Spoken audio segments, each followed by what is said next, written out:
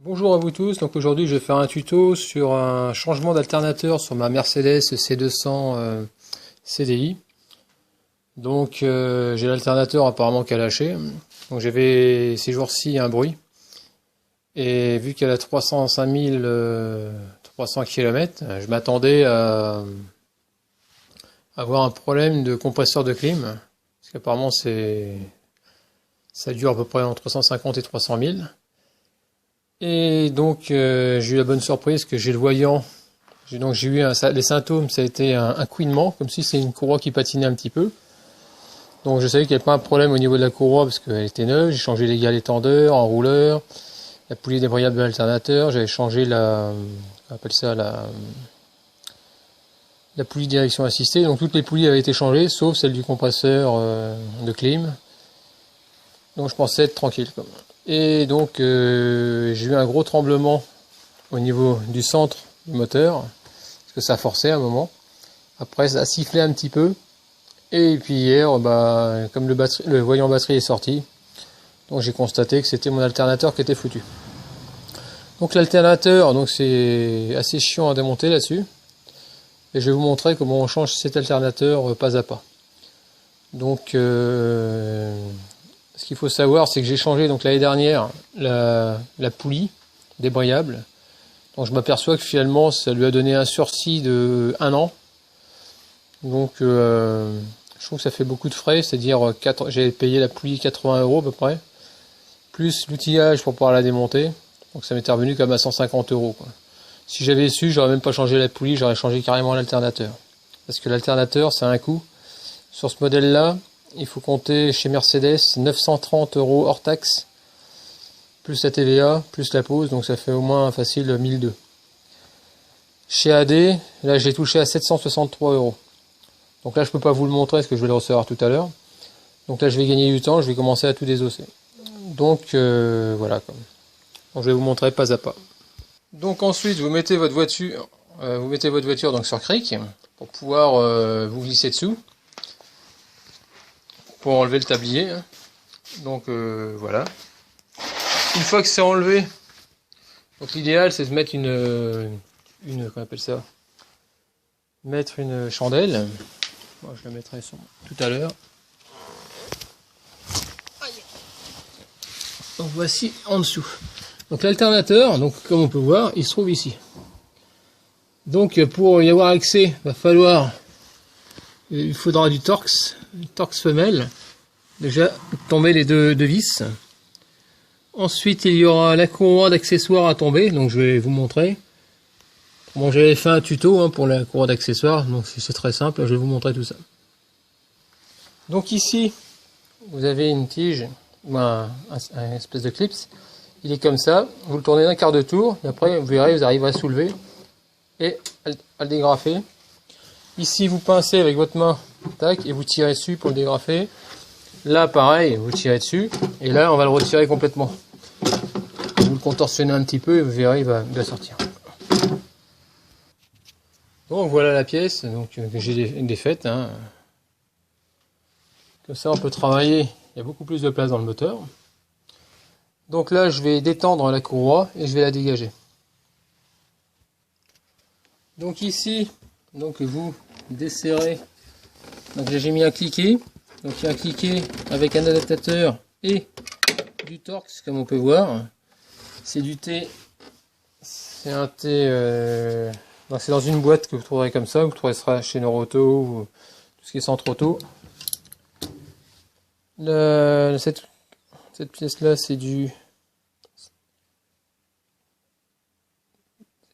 quelque chose T56. Donc vous mettez en mode serrage au niveau du cliquet. Donc là je viens de la détendre. Ici on voit la petite étoile. Dedans vous mettez ce torx là. Au niveau de l'étoile, là il y a mon doigt. Attends, je vois pas. Ici là. Rentrez ça dedans. Vous appuyez. Donc vous mettez en mode serrage, normalement si je ne dis pas de bêtises. Vous appuyez de toute façon. Et en appuyant, après au niveau de la pompe à eau, du galet de pompe à eau, de cette poulie de la pompe à eau. Tout en faisant avec des deux mains, vous faites glisser votre courroie et elle va venir. Par contre, et regardez le cheminement, parce que autrement vous allez être embêté pour la remettre. J'ai pas regardé, mais bon. Attends, je vais quand même regarder un petit peu, parce que autrement ça le fera pas. Bon, c'est pas grave. C'est un détail. On peut pas se tromper. Hein. Donc ça dégagé. Hop. Donc maintenant, je vais regarder ma.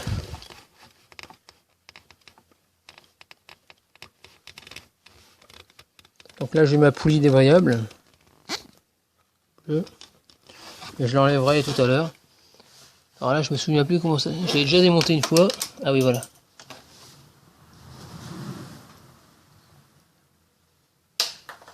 Alors ici, qu'est-ce que je voulais montrer? Ah si, ici, donc on a deux pattes. Attends, je vais essayer de vous montrer plus clair. On a deux vis. Ces deux vis-là, il va falloir les dégager. Une et deux.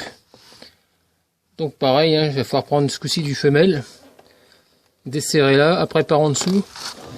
Mais après, côté pare-brise, à l'opposé de la poulie, il y a deux vis qui sont peu accessibles. Donc, je vais vous montrer comment faire, mais c'est vrai qu'elles sont chiantes à enlever.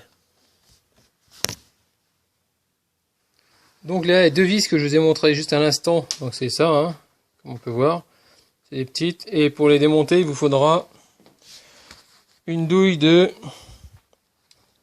c'est de la E10. On voit, ça brille un peu avec le flash. C'est de la E10 en Torx. Après, pour en dessous, donc je vais vous montrer, il y en a. C'est le même type, mais un peu plus gros, le diamètre. Donc ici, vous avez deux. Donc pas en dessous, hein, au niveau de la barre, vous avez la barre stop qui est là. Là, vous avez deux vis. Je sais pas ce que je vois, je suis en train de filmer avec mes doigts. Attends, est-ce qu'il y a la barre qui gêne? Il y a deux vis en bas. Hein. C'est du E12. Donc celle-là, vous les dévissez, vous les laissez à poste pour que ça puisse retenir un peu. Là, il y a un capuchon à faire sauter. Voilà. De façon à enlever la partie électrique de l'alternateur, qu'on voit ici. Ouais, donc une chose importante avant de desserrer la partie électrique de l'alternateur, prenez soin de débrancher votre batterie. J'ai enlevé une cosse. Comme ça au moins il n'y aura pas de souci. Donc voilà, j'ai débranché la cosse de l'alternateur. Voilà, une première partie. Et maintenant, il y a une partie galère, c'est celle-là. Je sais pas si vous voyez. Ici, il y a une patte. C'est ça qui retient. Et une deuxième. Et le problème, c'est que c'est du Torx. Et on peut pas passer une clé parce que ça tape dans la ferraille du châssis. Donc, il va falloir mettre l'embout. Et avec une toute petite clé plate, arriver à desserrer les deux. Et ensuite, pour les retirer, normalement, tout doit venir, si je me souviens bien.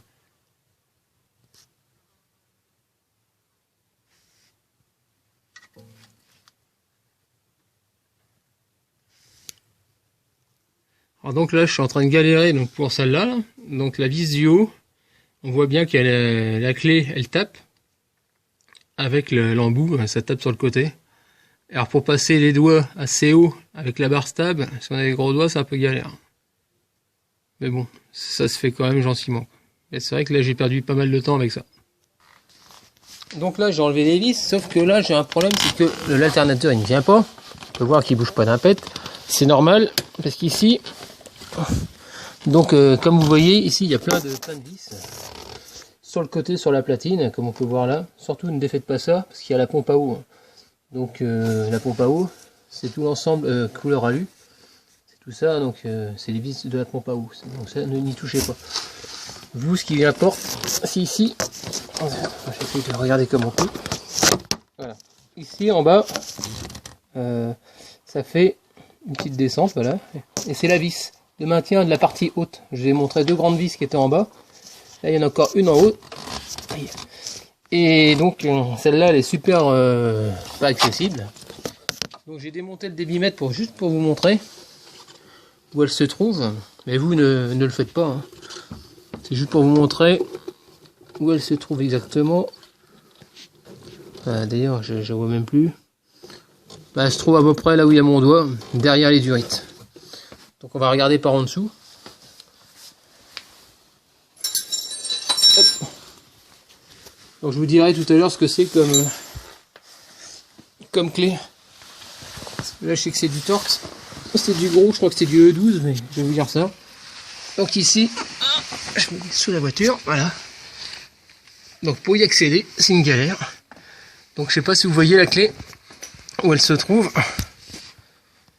En haut à droite, il y a, j'ai mis une douille.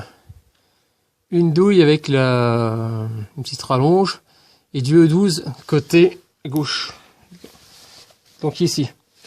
Donc il suffit de s'allonger sous la voiture et avec le bras, je sais pas si on va voir, avec le bras gauche, vous allez pouvoir accéder à votre plus facilement. Je sais pas si on voit. Voilà. Donc c'est pas évident, on voit rien du tout. Là on voit ma clé, je sais pas si on la voit la clé. Ah voilà, on voit la clé. Donc il suffit de placer la main par la gauche et mettre qu'on appelle ça, un cliquet à petit carré, et après vous allez pouvoir desserrer et tout le bloc va descendre. Donc tout à l'heure je vous ai dit des bêtises. D'ailleurs je vous ai dit non, faut pas démonter le débitmètre. Si il faut le démonter. Ensuite il faudra tomber cette platine. Qu'est-ce que j'en ai fait? Ici,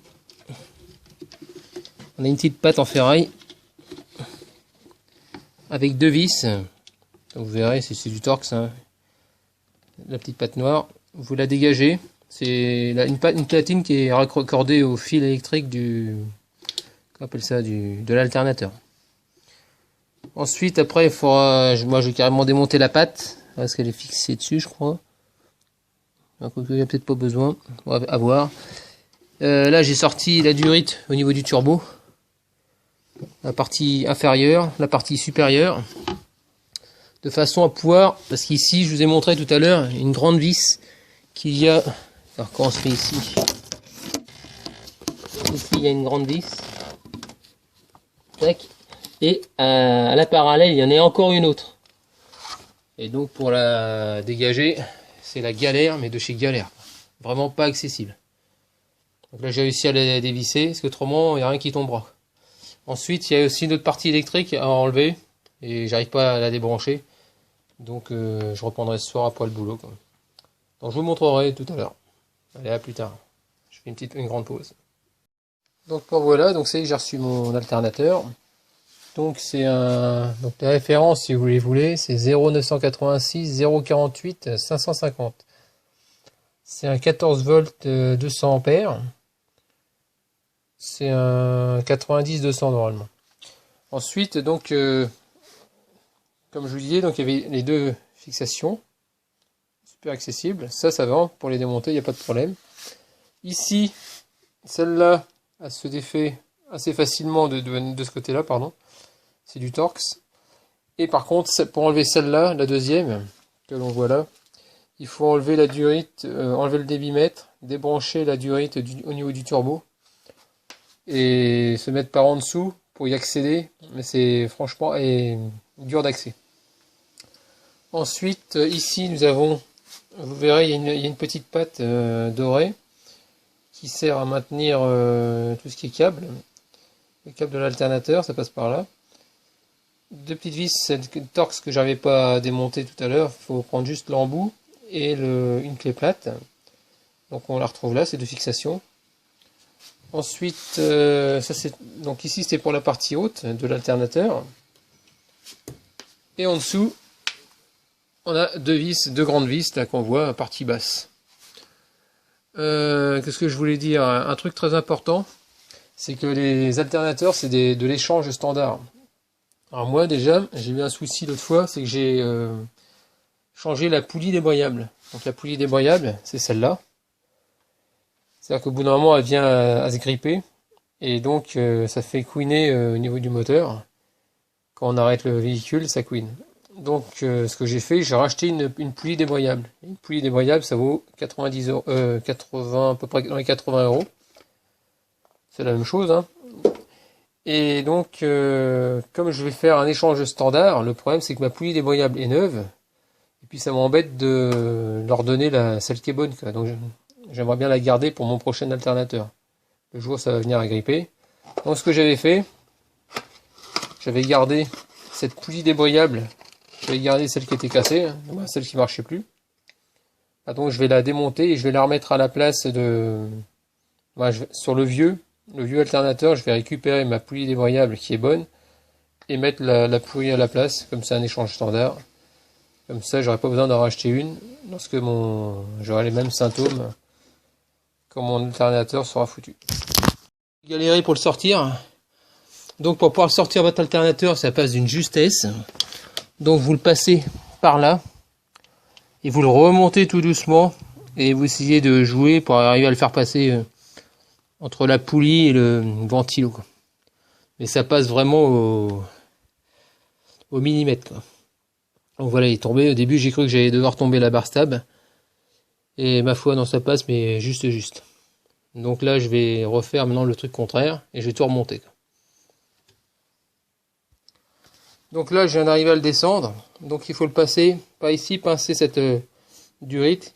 Et après, vous le descendez. Et vous arrivez à le passer. Il y a un morceau qui va arriver à passer entre la poulie et la pompe à eau, normalement.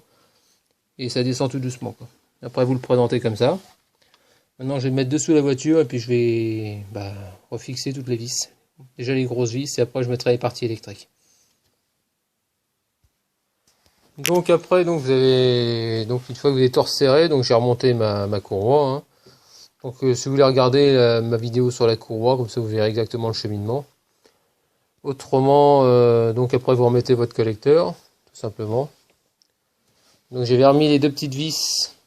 Vous refaites exactement tout ce que vous avez démonté, vous les remontez, et puis voilà, quoi. Il n'y a rien de spécial. Ensuite j'ai rebranché ma batterie, j'ai remis mon filtre, mon boîtier, pour tout ce qui filtre l'habitacle sur la batterie. Donc là maintenant je vais démarrer, et puis je vais voir si mon défaut est bien disparu au niveau de l'alternateur. Donc voilà, encore un succès. Donc le défaut a disparu. Donc voilà, il n'y a plus rien à dire.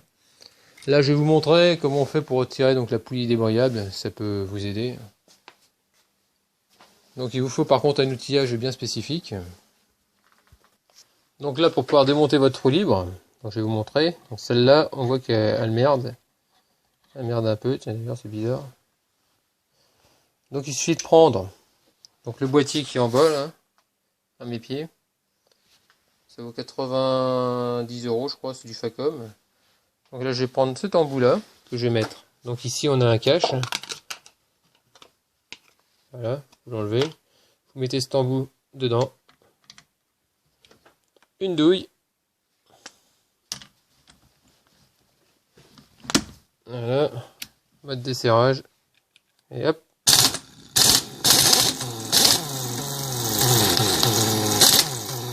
On fait, ça autant. Voilà, donc on voit bien que voilà. Parce que normalement on doit pouvoir faire ça avec ce truc là. Avec celui-là. Donc comme on peut voir au fond il y a un truc pour pouvoir le bloquer. Ensuite vous mettez votre dedans et vous bloquez, desserrez. Sauf que moi à l'intérieur la vis elle est bousillée. Donc je peux rien bloquer du tout. Donc c'est avec au pétard que je peux l'avoir. Donc c'est la dernière solution. Donc là j'ai desserré, donc ouais, je suis dévissé après à la main, le voilà. Après pour le remettre, hein, un coup de pétard, hein, tout simplement. Ou si la vis n'est pas abîmée, vous faites ça avec la clé qui va bien. Donc là je vais remettre ça dedans. Donc j'ai récupéré donc la poulie débrayable qui était bonne. Et comme ça en échange standard, je leur donne la plus pourrie. Et ça vaut quand même 90 euros. Donc là maintenant je vais remettre le... Je vais la resserrer, sauf que je retrouve plus ma douille. Voilà. Donc là je remets en mode serrage. Et hop.